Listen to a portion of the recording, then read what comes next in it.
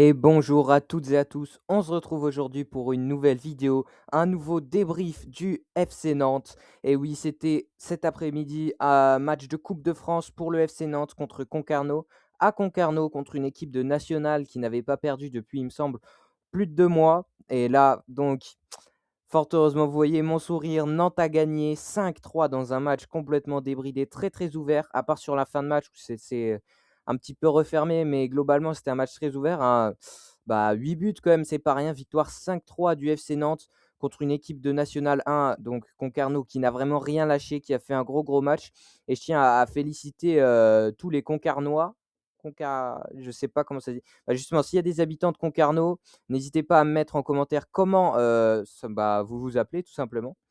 Voilà. Mais bref, c'est pas le sujet. L'équipe de Concarneau a fait vraiment un bon match et ils n'ont pas à rougir de leur performance parce que déjà, ils ont mis 3 buts à une Ligue 1. Bon, pas la meilleure défense, hein. On avait un axe défensif Kozar Radakovic quand même. Mais tout de même, ils ont réussi à nous mettre 3 buts et c'est pas rien, donc bravo à eux.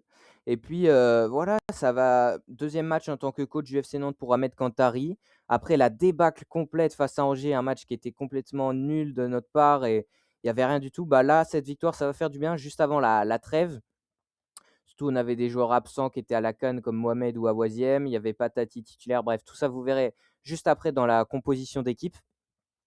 Mais voilà, un match ouvert, beaucoup de buts et on a vu les joueurs sourire. Un peu moins sur la fin parce qu'on a vraiment galéré en fin de match, vous allez voir.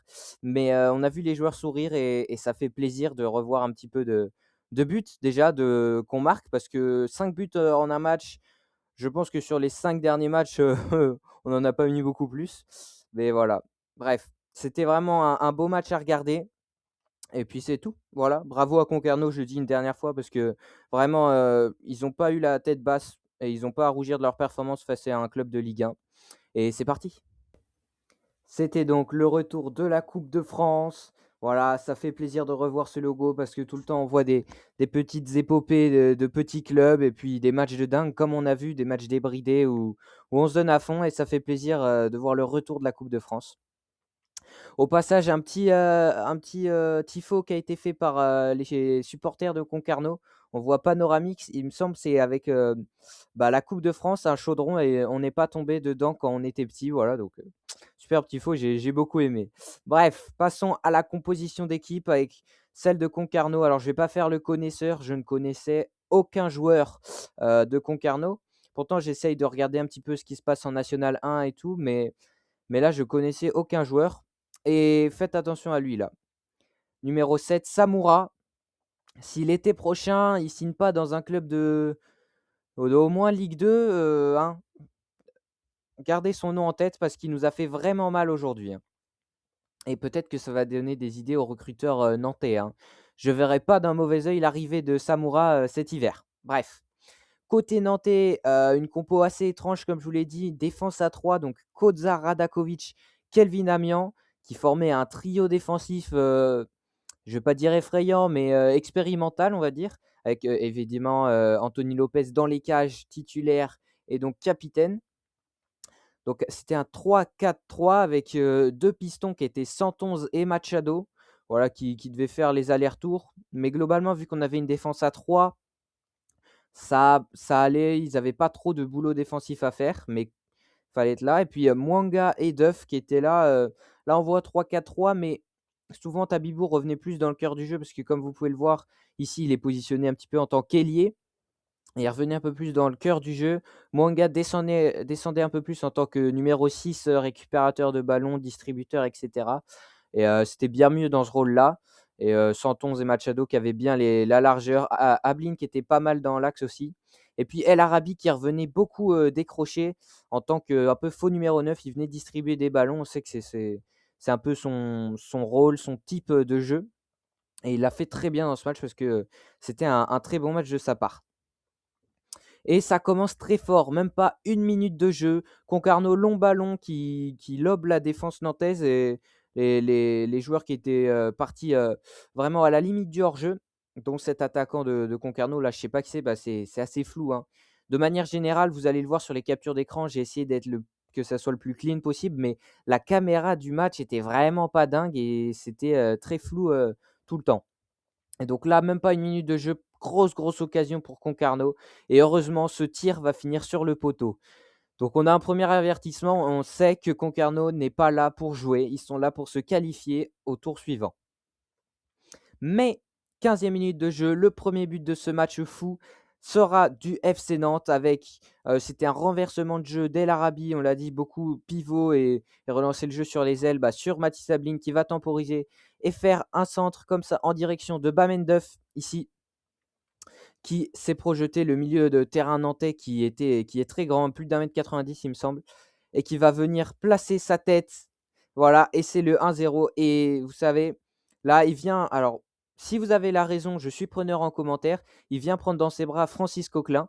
Voilà, donc je sais pas trop. Je pensais que ça allait être le coach qui allait remercier, mais non, non, il va voir Francis Coquelin. Bon, c'est une belle image, mais surtout, ce qui est beau, c'est son premier but en professionnel. Et oui, premier but en professionnel pour Bamenduf. Je sais pas si vous vous souvenez, mais j'avais dit dans le débrief Lyon-Nantes, on a perdu malheureusement, mais Bamenduf avait marqué son premier but en professionnel, sauf qu'il avait été refusé pour une faute au préalable. Mais là, c'est bon, c'est réglé, c'est pas annulé. C'est vraiment son premier but en tant que professionnel et ça fait plaisir parce que c'est un vrai bon joueur et il a fait un bon match. Bref, on se dit, voilà, 15 minutes de jeu, 1-0, on va pouvoir souffler. On se dit, ah, ça va, enfin, on va dominer un match, on va gagner, on va mettre des buts, etc. Attention, 2 minutes plus tard, ou 3, comme vous voulez, mais vraiment juste après, coup franc lointain, on se dit: «Pas de danger» et cetera. Ça va être frappé, voilà, dans la zone ici entre le gardien et la défense, donc c'est très bien tapé et ça va forcer, oui et non, hein, Nicolas Cozza fait un peu n'importe quoi. Ici, je ne sais pas si vous voyez, mais Nicolas Cozza va toucher le ballon. Voilà, ici, juste là et il va essayer de faire une intervention parce qu'il a vu le joueur de Concarneau juste dans son dos. Il veut l'empêcher de toucher le ballon, donc il met sa tête. Sauf que Anthony Lopez n'avait pas anticipé ça et donc il va se jeter un petit peu et malheureusement la tête de Nicolas Cozza va lober Anthony Lopez et ça va faire 1-1 au bout de même pas 20 minutes de jeu avec un contre son camp de Nicolas Cozza. Voilà donc on se dit: «Ouh là, on avait mis le 1-0, on était content et cetera. Ouh là, 1-1 juste après, va falloir les prendre au sérieux» et de toute façon, cette équipe était prise au sérieux, hein, cette équipe de Concarneau, mais là, qu'on prenne l'égalisation juste après, on commence à se dire, ça va être ça va pas être un match facile, voilà. Mais on va se le rendre un peu plus facile juste après. Vraiment, en 25 minutes de jeu, il y a eu 3 buts et là, on est à la 23e minute de jeu. Kelvin Amian ici, dans une position un peu plus intérieure, un peu plus avancée, alors que normalement, il était dans la défense à 3. Mais là, il se projetait, hein. C'était des 3 défenseurs, celui qui se projetait le plus. Et il va glisser un superbe ballon pour Mathis Ablin, juste là, qui fait un appel en profondeur, qui va ici servir El Arabi qui était dans les 6 mètres et qui va venir finir. C'est le 2-0, 2-1 pardon. Il y a eu tellement de buts que je suis un peu perdu.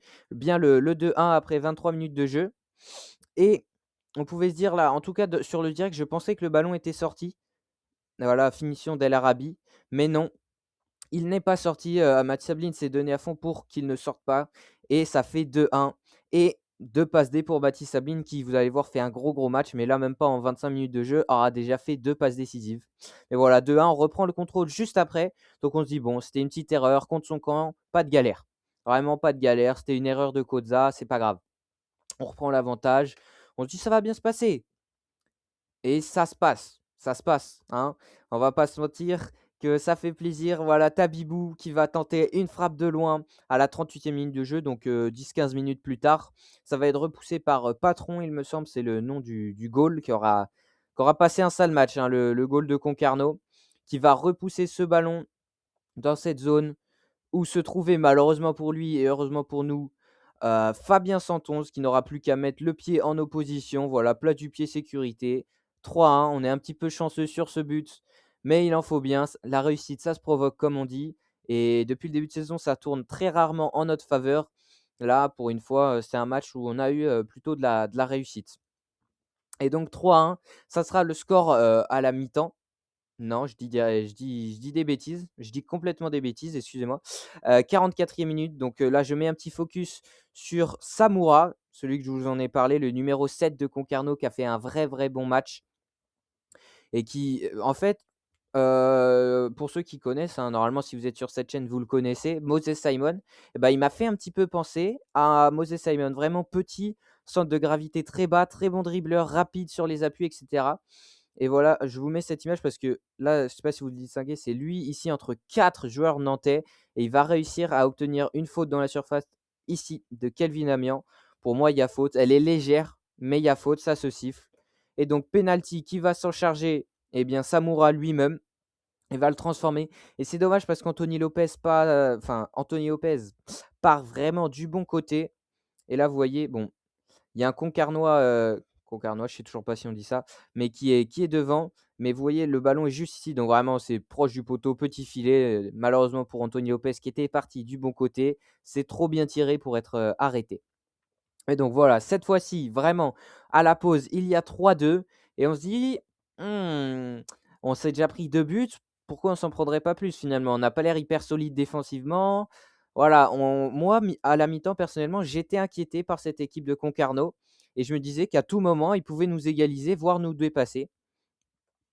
Mais heureusement, on a pu compter dans ce match sur des erreurs de la défense et du gardien de Concarneau. Déjà, le but du 3-1, c'est une frappe mal repoussée par le gardien. Et là, il va encore faire une erreur. Donc, c'était vraiment pas un patron dans ce match. Ah, excusez-moi pour cette blague, excusez-moi. Bref, il va essayer de, voilà, pressing nantais, le défenseur va lui remettre et il va essayer en une touche de faire une passe comme ça un peu compliquée et Fabien Santonze va l'intercepter avec cette tête qui il était très haut souvent Fabien Santonze, plus que Machado, son pendant de l'autre côté. Ça va revenir sur Mathis Sabline qui va pas laisser le choix au gardien que de se prendre le but, hein. Il va armer une reprise de volée, bam! À bout portant dans les 6 mètres comme ça, hein, c'est quasiment imparable et ça fait 4-2 dès le début de la seconde période et là on souffle. On souffle parce que Concarneau avait, comme en première mi-temps, et bah, très bien entamé cette seconde mi-temps. Ils ont eu une grosse occasion que je ne vous ai pas montrée parce que sinon la vidéo ferait 30 minutes et bon, je pense que déjà si elle fait 20 minutes, ça vous saoule un petit peu donc bon, on va pas trop la faire durer. Mais voilà et c'est un peu contre le cours du jeu à ce moment-là parce que Concarneau domine ce début de première mi-temps. Mais là, le but du 4-2 les a complètement assommés et de la 50e à la au moins 70e, je dirais, on a vraiment eu la possession, le ballon, on a eu les actions et ça va se concrétiser, bon voilà, la tête du gardien qui me fait un petit peu rire. Bref et ça va se concrétiser, 8 minutes plus tard par le but du 5-2 avec Youssef El Arabi, encore une fois, comme je vous le dis, dans un rôle de pivot distributeur, plutôt que finisseur, même s'il a mis un but plus tôt dans le match. Et ben, il va délivrer ce super ballon entre les deux défenseurs pour Mathis Sabline qui arrive pleine balle. En fait, globalement, Mathis Sabline était plus rapide que toute la défense de Concarneau. Donc, dès qu'il commençait à accélérer, soit il faisait faute, soit il fallait prier pour que la passe soit pas très bien ajustée ou que le gardien sorte bien. Mais là, le ballon est bien dosé, la défense ne peut pas, ni le gardien non plus. Et Ablin qui va faire un superbe petit piqué au-dessus du gardien et tout petit lob, là, petit piqué, et c'était très beau. Et c'est le but du 5-2.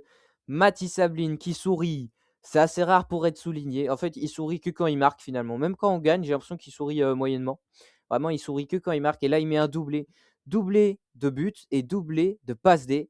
Donc, ça fait vraiment plaisir pour lui qui fait un gros, gros, gros match. Vous allez le voir à la fin de la vidéo pour les notes. Évidemment, je ne vous l'ai pas précisé en intro, mais c'est comme d'habitude dans les débriefs, un résumé puis les notes des joueurs. Et vous allez voir que j'ai très bien noté parce qu'il fait un gros, gros match, son doublé pour lui. Et ça fait plaisir. On se dit 5-2. Là, je me dis 5-2, c'est fini. Franchement, c'est fini. Concarneau ne reviendra pas. Tout simplement, pour moi, 4-2, il pouvait encore espérer, pourquoi pas, arracher le 4-4 et après aller au tir au but parce qu'il n'y a pas de prolongation en Coupe de France. Donc, c'est à la fin du temps additionnel, fin du temps réglementaire, c'est les tirs au but direct. Et là, bah, je me suis dit 5-2, c'est fini. Ils ne reviendront pas. J'ai eu raison, mais j'ai eu un petit peu peur quand même. Alors déjà parce que cette action est un peu bizarre où les joueurs de Concarneau ont réclamé une main dans la surface, donc un penalty. Là, je ne sais pas si vous voyez bien, j'ai essayé de prendre le screen le plus parlant. Voilà, apparemment, ce serait une main de Nicolas Cozza ici, mais je vous avoue qu'à vitesse réelle et même sur le ralenti, on voit pas trop. Et je pense, voilà, il y avait peut-être main, mais elle a l'air un peu collée au corps. Donc voilà, si vous avez vu le match et que vous avez un avis un peu plus tranché sur la question, n'hésitez pas à me le dire dans les commentaires. Mais moi, voilà, je prends pas parti sur cette décision et bah, je laisse l'arbitre prendre la décision et il a pris la décision de ne rien siffler. Voilà, moi ça me va en tant que supporter nantais.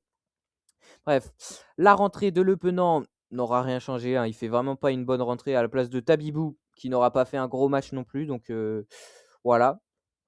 Mais là où je veux en venir, c'est que, de la 50e à la 70e à peu près, on les a vraiment dominés. Ils voyaient pas le jour. Concarneau, on a failli mettre le 6-2, hein, il me semble, Fabien Santonze aura eu, une grosse occasion pour mettre le 6-2.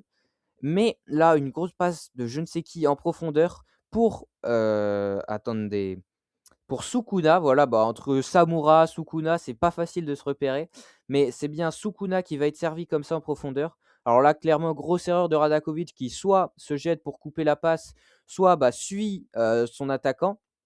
On sait que la vitesse n'est pas son point fort, mais là, quand même, il le laisse complètement seul.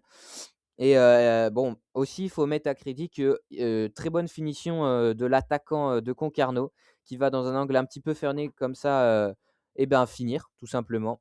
Marquer le but du 5-3 à la 74e minute de jeu. Bon, moi, à ce moment-là, je me dis: «Pas de panique, 5-3, on a encore 2 buts d'avance». Pour moi, c'est toujours gagné. Mais alors de la 75e là, enfin, depuis qu'ils ont marqué le but jusqu'à la fin du match, clairement, là, pendant les 20 minutes qui restaient, parce qu'il y a eu 5 minutes de temps additionnel, et beh, on s'est fait dominer.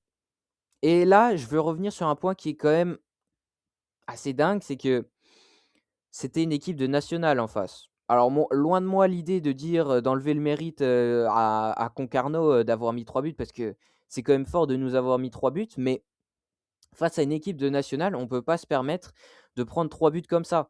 Alors oui, c'était une défense un peu expérimentale, une défense à 3 sans plusieurs cadres et cetera, mais prendre 3 buts et surtout après se faire complètement dominer. Ah, les 20 dernières minutes, on n'a pas vu le jour. J'avais l'impression qu'on jouait, une grosse équipe de Ligue 1.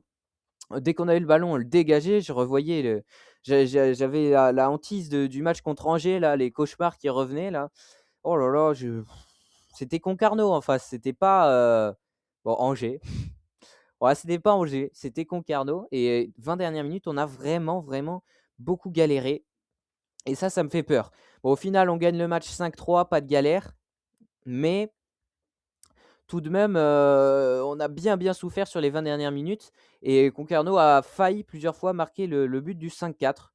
Je pense que globalement, on mérite la victoire tout de même, mais attention au prochain tour parce que je ne sais pas qui on va tirer pour les 16e de finale, mais faudrait pas que ça soit un trop gros club parce que sinon, bah, on va se faire sortir, hein. D'ailleurs, le tirage, je ne sais pas si je l'ai dit, mais le tirage est ce soir vers 20h, il me semble, pour les 16e de finale.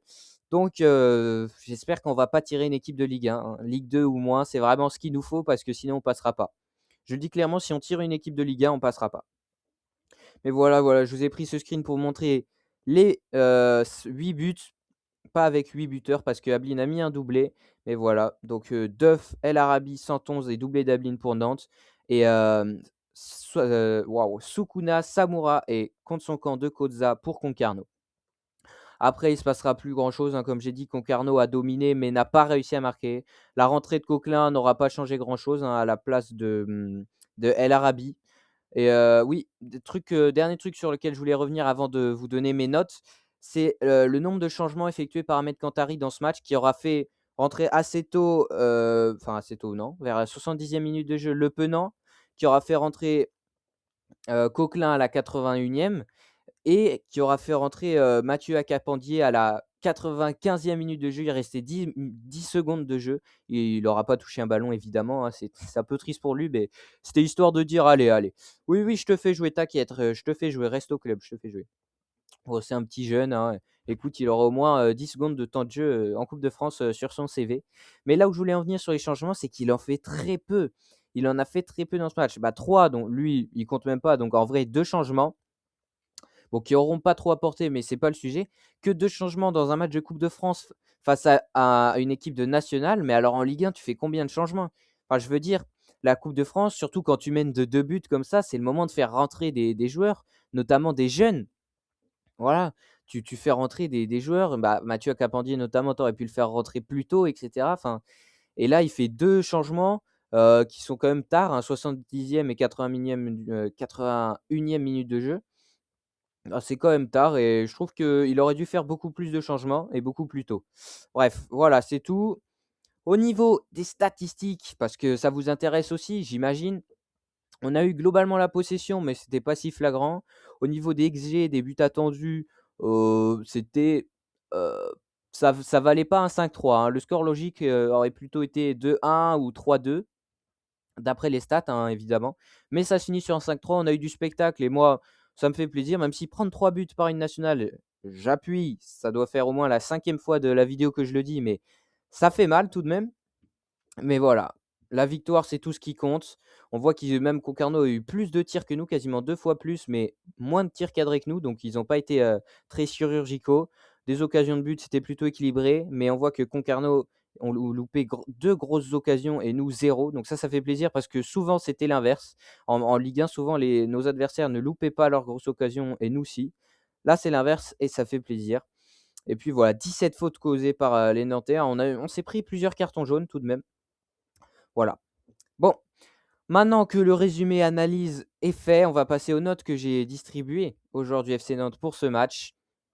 Alors, un petit peu différente d'habitude, toutes les notes sont affichées, mais je vais quand même vous les dire parce que je pense que vous n'arrivez pas à lire toutes les notes. Voilà, c'est un peu compliqué. J'ai fait ça un petit peu à l'arrache, je vais pas vous mentir. Donc Lopez 5, peut-être que vous allez trouver ça un peu sévère, mais il s'est quand même pris 3 buts. Et même dans son jeu au pied, souvent, ça partait en touche, ses dégagements. Voilà, prendre 3 buts, il aurait pu, le penalty, je dis pas, mais il aurait pu arrêter quand même au moins un des 3 buts. Donc voilà. Amiens qui aurait été le plus solide de la ligne de 3 défensive, mais qui aurait été compliqué. Koza, je lui ai mis 4,5, tout comme Radakovic, parce que pour moi, les deux font 2 grosses erreurs.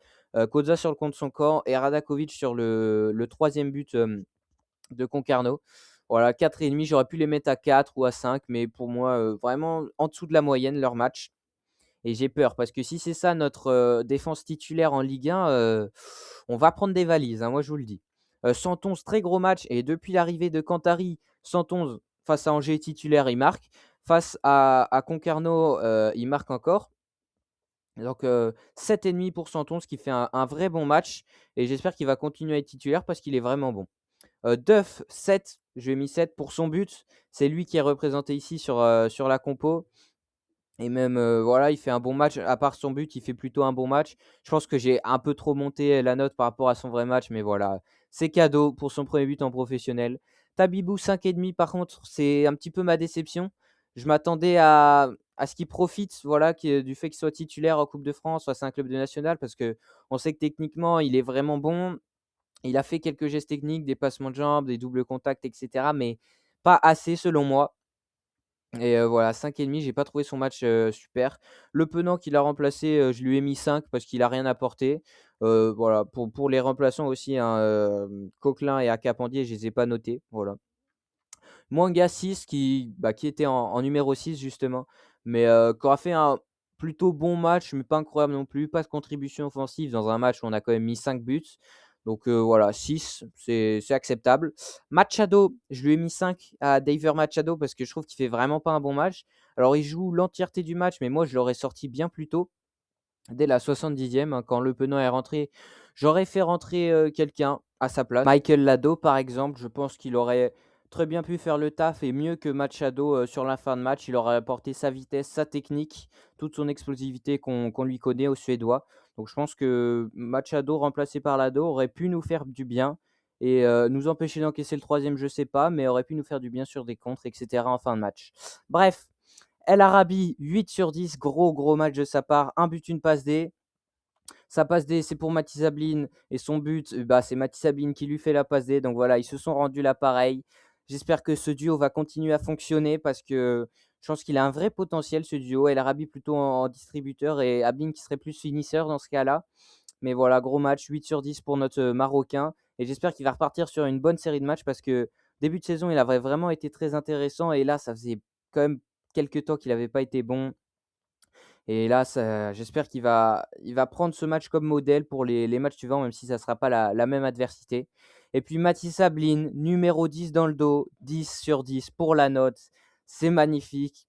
Homme du match, évidemment, pour moi. Le 10 sur 10 est pour moi mérité. 2 buts et 2 passes décisives, 4 contributions offensives en un seul match pour, lui. Donc ça fait vraiment plaisir, ça va le remettre en confiance, j'espère, ça va le booster, hein. Comme je vous l'ai montré tout à l'heure, il sourit, ça faisait longtemps qu'on n'avait pas vu Matisse Ablin sourire.